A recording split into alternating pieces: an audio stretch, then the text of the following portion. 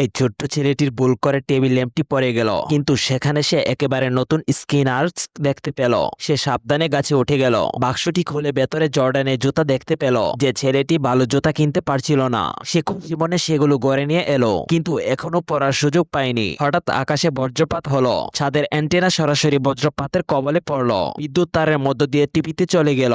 বজ্রপাতের কারণে স্কিনার্স গুলি সম্পূর্ণরূপে পড়ে গেল। এটা দেখে বুকি খুব ভয় পেয়ে গেল। সে ভেবেছিল তার মূল্যবান জুতাগুলি ক্ষতিগ্রস্ত হবে। সে হাত বাড়িয়ে জুতাগুলি ধরার চেষ্টা করলো, কিন্তু তীব্র স্রোত তাকে পিছনে ঠেলে দিল। তবে বুগির কোনো ক্ষতি হয়নি। সে চকচকে জুতাগুলি তুলে পরার চেষ্টা করলো, জুতাগুলি পুরোপুরি ফিট হয়ে গেল। পরের দিন এসে গেল, বুগি জুতা পরে বাস্কেটবল কোর্টের দিকে রওনা দিল। শহরের বাস্কেটবল ম্যাচ সেখানে চলছিল, সমস্ত বিখ্যাত খেলোয়াড় জড়ো হয়েছিল। এই লড়াইটি তীব্র হতে চলেছে, কিন্তু সামনের খেলোয়াড়দের কেবল প্রদর্শনের জন্য মনে হয়েছিল।